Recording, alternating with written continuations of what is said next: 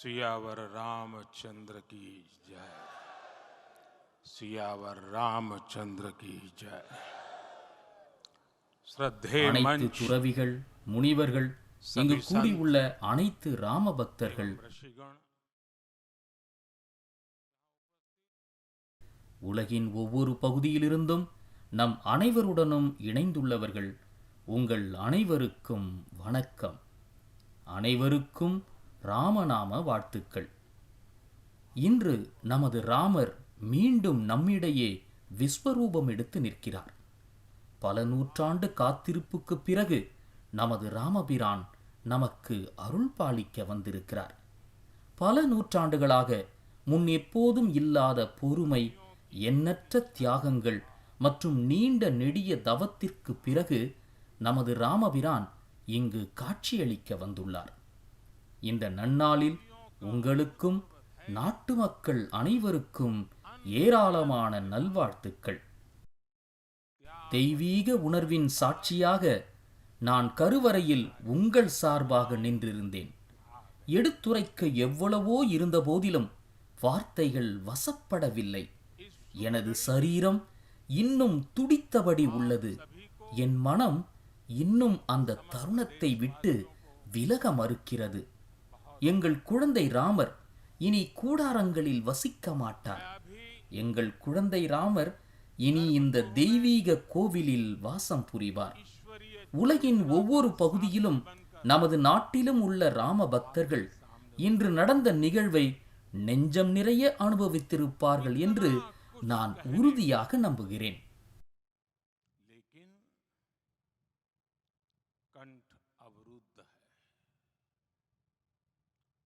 அதில் அளப்பரிய நம்பிக்கையும் கொண்டுள்ளேன்.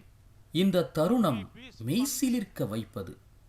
இந்த கணம்தான் தெய்வீகம் நிறைந்தது. இந்த சூழல்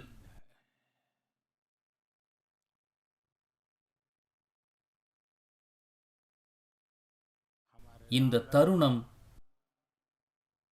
இந்த ஆற்றல், இந்த நேரம்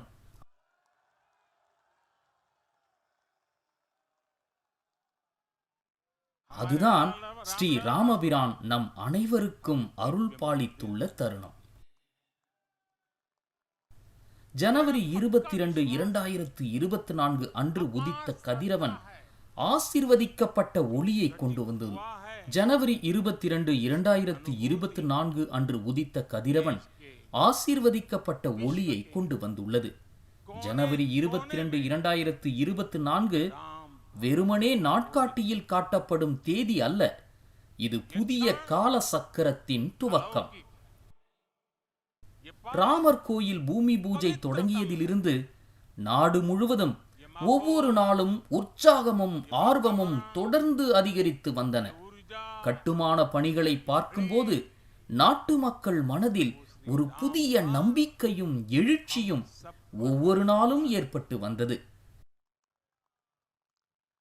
பல நூற்றாண்டுகளாக நாம் காத்து வந்த பொறுமையின் விளைவாக நமது கலாசாரத்தின் வேரை இன்று திரும்ப பெற்றுள்ளோம். இன்று நமக்கு ஸ்ரீ ராமபிரானின் கோயில் வாய்க்க பெற்றுள்ளது. அடிமைத்தன மனநிலையை உடைத்து எழுந்த ஒரு தேசம், கடந்த காலத்தின் ஒவ்வொரு அடியிலிருந்தும் உத்வேகம் பெற்ற ஒரு தேசம் இந்த வழியில் ஒரு புதிய வரலாற்றை படைக்கிறது.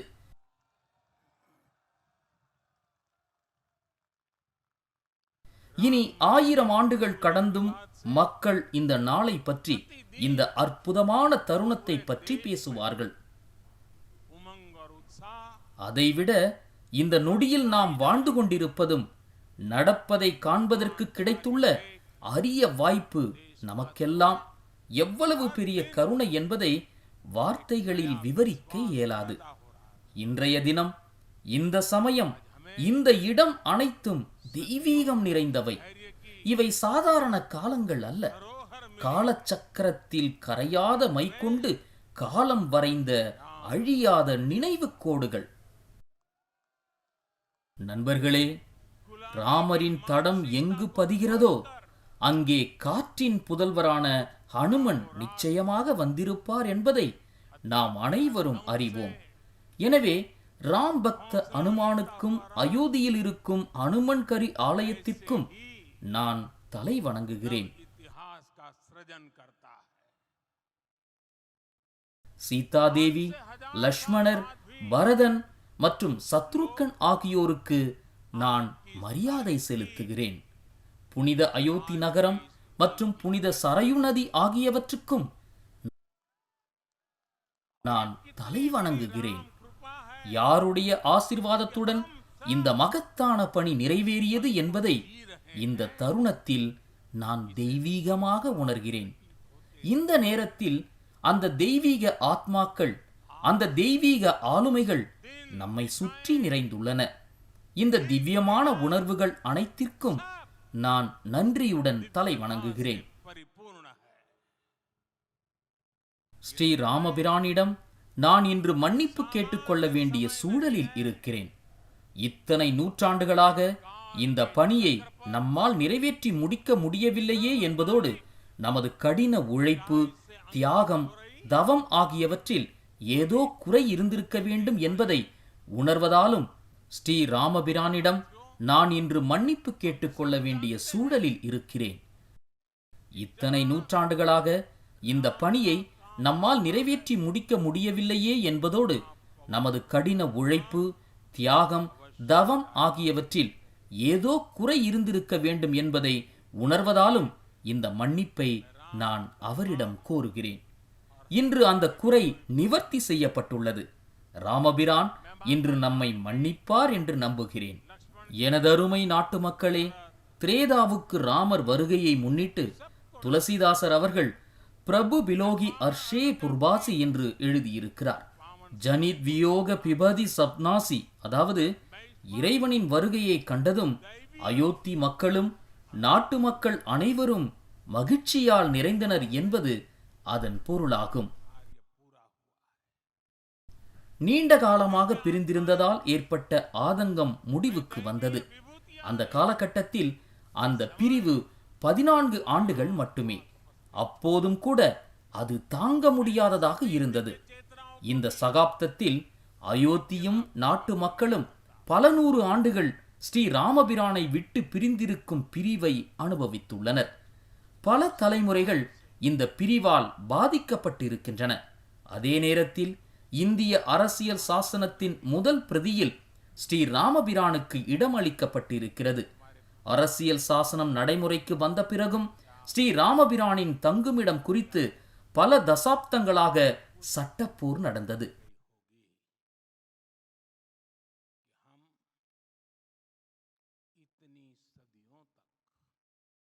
நீதிக்கு ஏற்பட்ட அவமானத்தை துடைத்தெறிந்த இந்திய நீதித்துறைக்கு எனது நன்றியை தெரிவித்துக் கொள்ள விரும்புகிறேன்.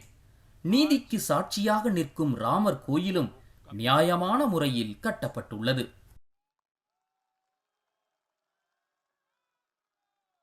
நண்பர்களே, இன்று ஒவ்வொரு கிராமத்திலும் ஒரே நேரத்தில் கீர்த்தனைகளும் சங்கீர்த்தனங்களும் நடத்தப்படுகின்றன. இன்று கோவில்களில் திருவிழாக்கள் நடைபெறுகின்றன.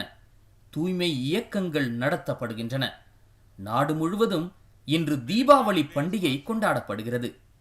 இன்று மாலை வீடு வீடாக ராமஜோதியை ஏற்றுவதற்கான ஏற்பாடுகள் நடந்து வருகின்றன.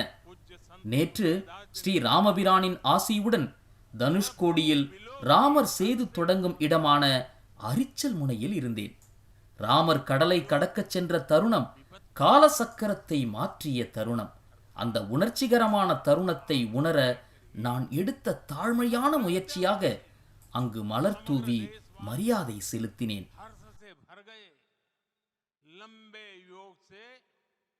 அப்போது காலச்சக்கரம் எப்படி மாறியதோ அதேபோல் இப்போது காலச்சக்கரம் மீண்டும் மாறி மங்களகரமான திசையில் சுழலும் என்ற நம்பிக்கை எனக்குள் உதித்தது.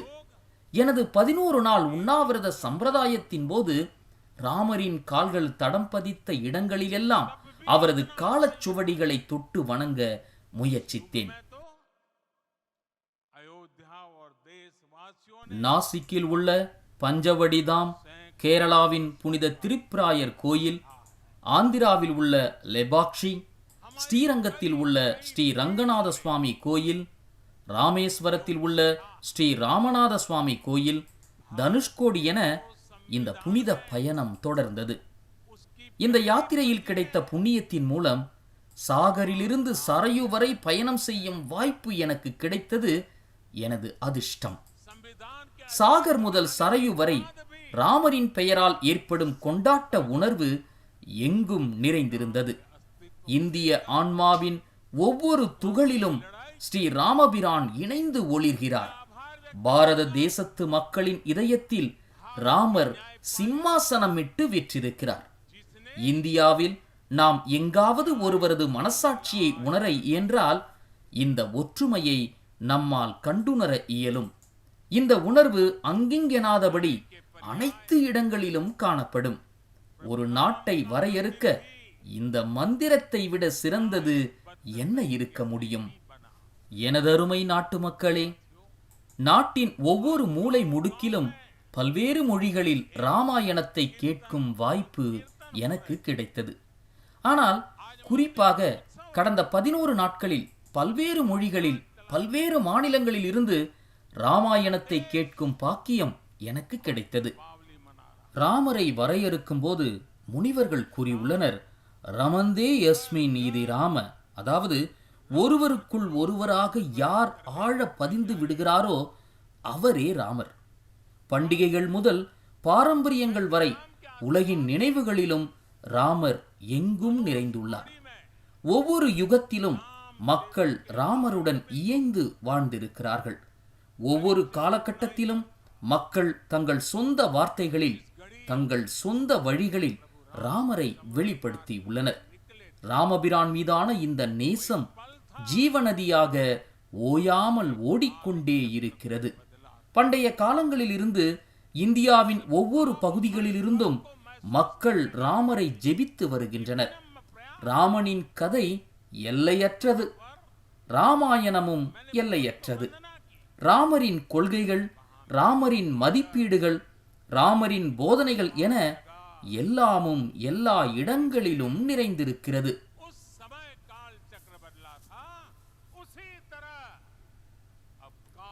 எனதருமை நாட்டு மக்களே, இன்று இந்த வரலாற்று சிறப்புமிக்க நேரத்தில் இதற்காக உழைத்த அந்த ஆளுமைகளை நாடு நினைவு கூர்கிறது. யாருடைய பணி மற்றும் அர்ப்பணிப்பு காரணமாக இந்த புனிதமான நாளை நாம் இன்று காண்கிறோமோ, அந்த ஆளுமைகள் காரணமாக ராமபிரானின் இந்த ஆலய நிர்மாணத்தில் தியாகம் மற்றும் தவத்தின் உச்சத்தை பலர் எடுத்து காட்டியுள்ளனர். எண்ணற்ற ராமபக்தர்கள், எண்ணற்ற கரசேவகர்கள், எண்ணற்ற துறவிகளுக்கு நாம் கடன்பட்டிருக்கிறோம். நண்பர்களே, இன்றைய நிகழ்ச்சி கொண்டாட்டத்திற்கான தருணம் மட்டுமல்ல, இந்திய சமூகத்தின் முதிர்ச்சியை உணரும் தருணமாகும்.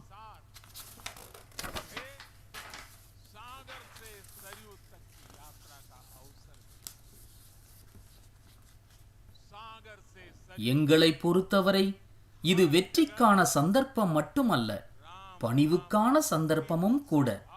பல நாடுகள் தங்கள் சொந்த வரலாற்றில் சிக்கிக் கொள்கின்றன என்பதற்கு உலக வரலாறு சாட்சி. அத்தகைய நாடுகள் தங்கள் வரலாற்றின் சிக்கலான முடிச்சுகளை அவிழ்க்க முயன்ற போதெல்லாம் அவை வெற்றி பெறுவது மிகவும் கடினமாக இருந்தது. உண்மையில் சில நேரங்களில் இது முன்பை விட தற்போது கூடுதல் கடினமாக உள்ளது. ஆனால் நமது நாடு வரலாற்றின் இந்த முடிச்சை அவிழ்த்துள்ள திறனும் உணர்ச்சியும் நமது கடந்த காலத்தை விட நமது எதிர்காலம் மிகவும் அழகாக இருக்கப் போகிறது என்பதை நமக்கு சொல்லாமல் சொல்கிறது.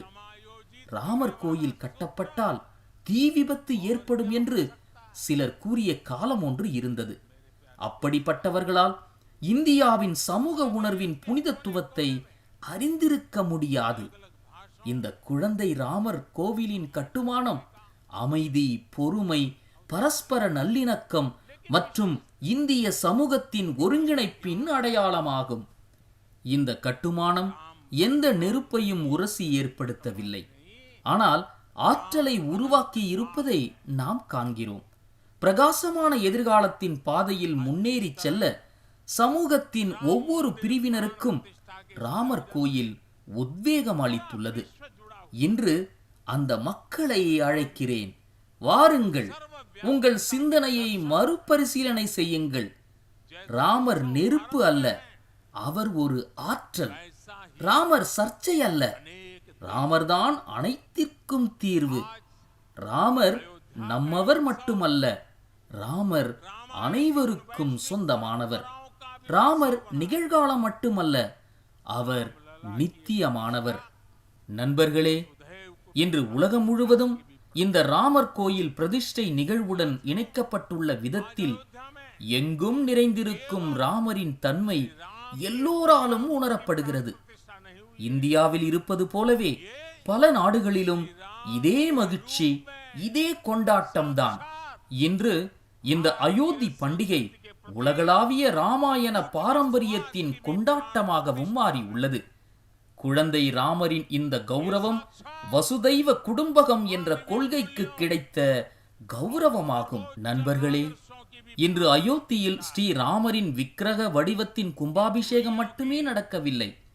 ஸ்ரீராமரின் வடிவத்தில் இந்திய கலாசாரத்தின் மீது அசைக்க முடியாத நம்பிக்கைக்கு இது கௌரவத்தை ஏற்படுத்துகிறது.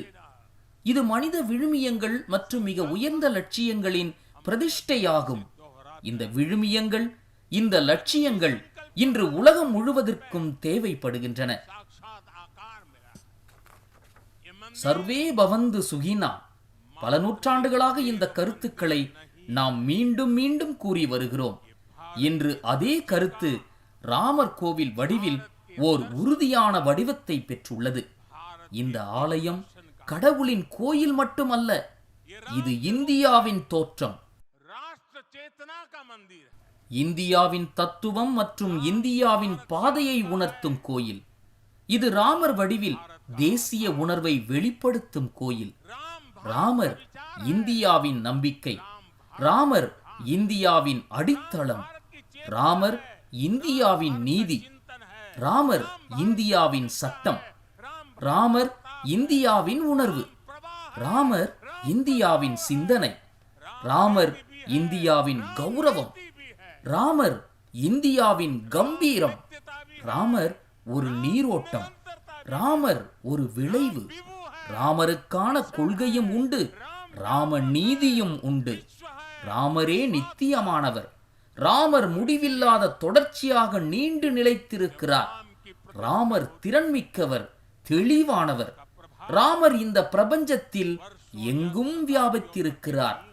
எனவே ராமருக்கு புகழ் உண்டாகும் போது அவரது செல்வாக்கு பல ஆண்டுகள் அல்லது நூற்றாண்டுகளுக்கு மட்டுமே நீடிப்பதில்லை. அதன் விளைவு ஆயிரக்கணக்கான ஆண்டுகளுக்கு இருக்கும். மகரிஷி வால்மீகி இப்படித்தான் எழுதியிருக்கிறார்: ராஜ்யம் தாச சகஸ்பிராணி பிரப்யாய வர்ஷாணி ராகவ. அதாவது ராமர் 10,000 ஆண்டுகள் ராஜ்யத்தில் சிறந்து விளங்கினார்.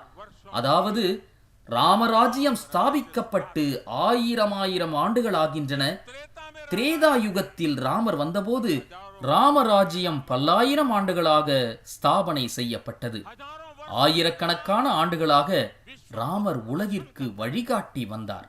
எனதருமை நாட்டு மக்களே, இன்று அயோத்தி நிலம் நம் அனைவரிடமும், ஒவ்வொரு ராம பக்தரிடமும், ஒவ்வொரு இந்தியரிடமும் சில கேள்விகளை கேட்கிறது. ஸ்ரீராமருக்கு பிரம்மாண்டமான கோயில் கட்டப்பட்டது. அடுத்து என்ன? நூற்றாண்டு கால காத்திருப்பு முடிந்து விட்டது. அடுத்து என்ன? இன்றைய இந்த சந்தர்ப்பத்தில் நம்மை ஆசீர்வதிக்க வந்த, நம்மை கண்காணிக்கும் தெய்வீக ஆத்மாக்களை திருப்பி அனுப்பி விடுவோமா? இல்லை, இல்லவே இல்லை. காலச்சக்கரம் மாறிக்கொண்டே இருக்கிறது என்பதை இன்று நான் முழுமையாக இதய சுத்தியுடன் உணர்கிறேன். காலத்தால் அழியாத பாதையின் சிற்பிகளாக आज मैं पूरे पवित्र मन से महसूस कर रहा हूं कि काल चक्र बदल रहा है. நமது தலைமுறை தேர்ந்தெடுக்கப்பட்டிருப்பது ஒரு மகிழ்ச்சியான தற்செயல் நிகழ்வு.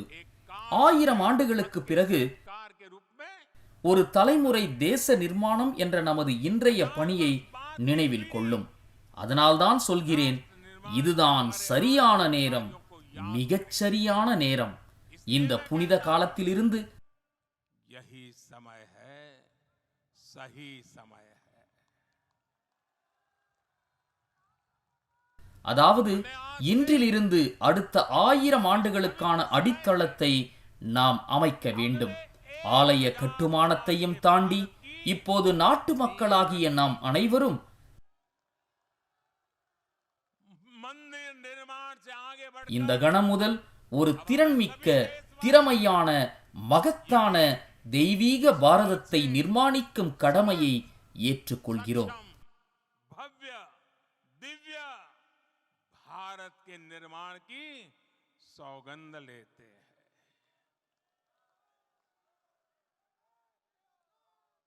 राम के विचार ராமரின் சிந்தனைகள் நமது மனதிலும் பொது கருத்தாகவும் இருக்க வேண்டும். இது தேச நிர்மாணத்தின் ஏணி. निर्माण की सीढ़ी है.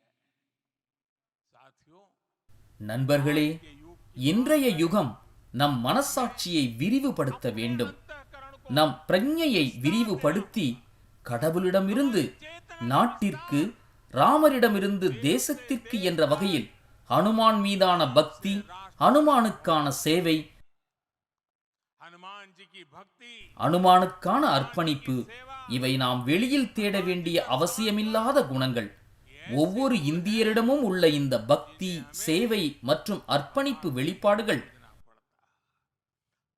ஒரு திறமையான, மகத்தான மற்றும் தெய்வீக இந்தியாவின் அடிப்படையாக மாறும். கடவுளிடமிருந்து நாட்டுணர்வும் ராமனிடமிருந்து தேசத்தின் உணர்வும் விரிவடைவது ஏற்பட வேண்டும். और यही तो है தொலைதூர காட்டில் ஒரு குடிசையில் வசிக்கும் என் பழங்குடி தாய் சபரியின் நினைவில் இணையற்ற நம்பிக்கை விழித்தெழுகிறது. सुदूर जंगल में, कुटिया में जीवन गुजारने वाली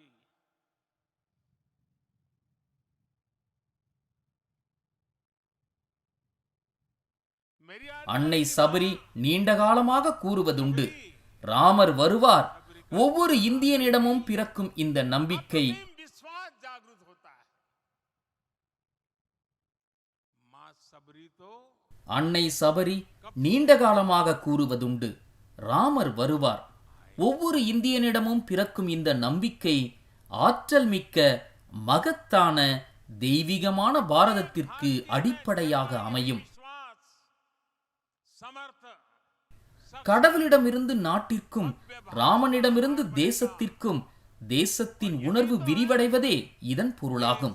देव से देश और राम से राष्ट्र की चेतना. நிஷாத் ராஜின் நட்பு அனைத்து பந்தங்களையும் கடந்தது என்பதை நாம் அனைவரும் அறிவோம். ராமர் மீது நிஷாத் ராஜுவுக்கு இருந்த ஈர்ப்பு, நிஷாத் ராஜ் மீது ராமருக்கு இருந்த ஈர்ப்பு அத்தனை அசலானது. அனைவரும் சமம் என்பதே அந்த கோட்பாடு. कितना मौलिक है. सब अपने हैं. ஒவ்வொரு இந்தியனுக்கும் இருக்கும் இந்த சொந்தம் மற்றும் சகோதரத்துவ உணர்வு ஒரு திறமையான, மகத்தான, தெய்வீக இந்தியாவின் அடிப்படையாக மாறும். கடவுளிடமிருந்து நாட்டிற்கும், ராமனிலிருந்து தேசத்திற்கும் தேசத்தின் உணர்வு விரிவடைவதே இதன் பொருளாகும். राष्ट्र की चेतना का विस्तार. நண்பர்களே, இன்று நாட்டில் விரக்திக்கு இம்மியளவு கூட இடமில்லை. நான் மிகவும் சாதாரணமானவனாக இருக்கிறேன் என்றோ, நான் மிகவும் சிறியவன் என்றோ யாராவது நினைத்தால் அவர் அணிலின் பங்களிப்பை நினைவில் கொள்ள வேண்டும். அணிலின் நினைவு நம் தயக்கத்தை நீக்கும். ஒவ்வொரு முயற்சியும், அது சிறியதோ பெரியதோ, அதன் சொந்த பலம், அதன் சொந்த பங்களிப்பு ஆகியவையின் அடிப்படையிலானது என்பதை நமக்கு கற்பிக்கும். ஒவ்வொருவரின் முயற்சிகளின் இந்த உணர்வு ஆற்றல் மிக்க, மகத்தான, தெய்வீகமான பாரதத்தின் அடிப்படையாக அமையும். अपना योगदान होता. கடவுளிடமிருந்து நாட்டிற்கும், ராமரிலிருந்து தேசத்திற்கும் தேசத்தின் உணர்வு விரிவடைவதே இதன் பொருளாகும். दिव्य भारत का आधार. நண்பர்களே, இலங்கை அரசர் ராவணன் மிகவும் அறிவாளியாகவும் அபரிமிதமான சக்தி படைத்தவராகவும் இருந்தார். राष्ट्र की चेतना का विस्तार। साथियों, ஆனால் ஜடாயுவின் விசுவாசத்தை கண்டால் அவர் மகாபலி ராவணனுடனேயே மோதினார். தன்னால் ராவணனை வெல்ல முடியாது என்பது அவருக்கு தெரிந்திருந்தும் ராவணனுக்கு சவால் விட்டார். वे महाबली रावण से भिड़ गए। கடமையின் இந்த உயரம்தான் ஆற்றல் மிக்க, வலுவான, மகத்தான, தெய்வீகமான பாரதத்தின் அடிப்படையாகும். रावण को चुन கடவுளிடமிருந்து நாட்டிற்கும், ராமரிலிருந்து தேசத்திற்கும் தேசத்தின் உணர்வு விரிவடைதல் என்பது இதுதான். भव्य दिव्य भारत का आधार है और यही तो है நமது வாழ்வின் ஒவ்வொரு நொடியையும் தேச நிர்மாணத்திற்காக அர்ப்பணிப்போம் என்று நாம் உறுதியேற்போம். ராமரின் பணியுடன் தேசத்திற்கான பணியும் இணைந்து ஒவ்வொரு கணமும், உடலின் ஒவ்வொரு துகளும் ராமருக்காக அர்ப்பணிப்பது தேசத்திற்கு அர்ப்பணிப்பு என்ற இலக்குடன் இணைக்கப்படும். का पल पल, शरीर का कण कण राम समर्पण को राष्ट्र समर्पण எனதருமை நாட்டு மக்களே, ஸ்ரீராமரை வழிபடுவது விசேஷமாக இருக்க வேண்டும். இந்த வழிபாடு ஆத்மாவுக்கு அப்பாற்பட்டு முழுமையானதாக இருக்க வேண்டும். செருக்கின் பொருட்டன்றி சுயத்திற்காக இந்த பூஜையை செய்ய வேண்டும். ये पूजा अहम से उठकर वयम के लिए होनी चाहिए। இறைவனுக்கு அர்ப்பணிக்கப்படும் காணிக்கை வளர்ச்சியடைந்த இந்தியாவுக்கான நமது கடின உழைப்பின் உச்சமாக இருக்கும்.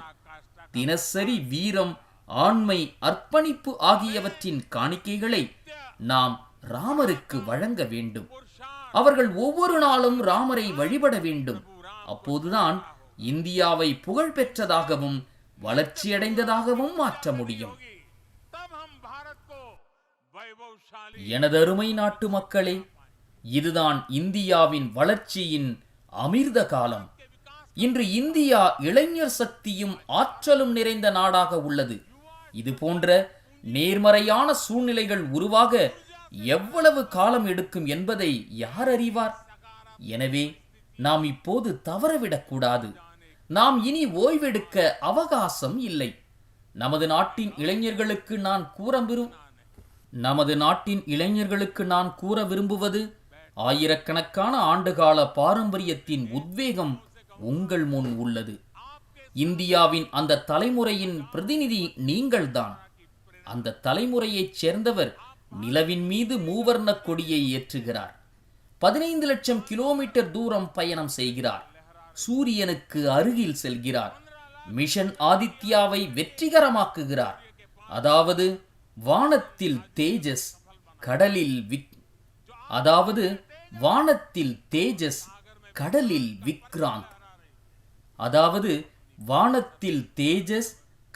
விக்ராந்த் கொடி உயர பறக்கிறது. உங்கள் பாரம்பரியத்தின் மீது பெருமிதம் கொண்டு நீங்கள் இந்தியாவின் புதிய உதயம் என்று உங்களை நிரூபிக்க வேண்டும். பாரம்பரியத்தின் தூய்மை மற்றும் நவீனத்தின் எல்லையற்ற பாதை ஆகிய இரண்டையும் பின்பற்றுவதன் மூலம் இந்தியா வளம் என்ற இலக்கை எட்டும். எனதருமை நாட்டு மக்களே, வரவிருப்பது வெற்றிக்கான நேரம். வரவிருப்பது சாதனைக்கான நேரம். இந்த பிரம்மாண்டமான ராமர் கோவில் இந்தியாவின் எழுச்சிக்கும் இந்தியாவின் உத்வேகத்திற்கும் சாட்சியாக நிற்கும். இந்த பிரம்மாண்டமான ராமர் கோவில் ஒரு பிரம்மாண்டமான தேசமாக இந்தியா உருப்பெற்று நிற்பதற்கு சாட்சியாக இருக்கும். வளர்ச்சியடைந்த இந்தியாவின் உயர்வுக்கு சாட்சியாக இருக்கும். நோக்கத்தில் உண்மை இருந்தால், முயற்சியில் கூட்டு மற்றும் ஒழுங்கமைக்கப்பட்ட சக்தி இருந்தால், எண்ணி இருந்த இலக்கை எட்டுவது சாத்தியமற்றதல்ல என்று இந்த ஆலயம் கற்பிக்கிறது. இது இந்தியாவின் பொற்காலம். இந்தியா முன்னேற விழைகிறது. பல நூற்றாண்டு காத்திருப்புக்கு பிறகு நாம் இந்த இலக்கை எட்டி உள்ளோம். இந்த சகாப்தம், இந்த காலகட்டத்திற்காக நாம் அனைவரும் நீண்ட நெடுங்காலமாக காத்திருந்தோம். நாங்கள் இனி ஓய்வெடுப்பது என்பது இல்லை. வளர்ச்சியின் உச்சத்தை தொடர்ந்து எட்டுவோம். இந்த உணர்வுடன் நான் குழந்தை ராமரின் தளிர்பாதங்களில் தலை வணங்குகிறேன். உங்கள் அனைவருக்கும் நல்வாழ்த்துக்கள்.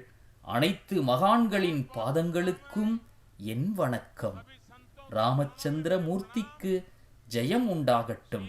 ராமச்சந்திர மூர்த்திக்கு ஜெயம் सियावर உண்டாகட்டும். रामचंद्र की ராமச்சந்திர மூர்த்திக்கு सियावर ஜெயம் रामचंद्र உண்டாகட்டும். की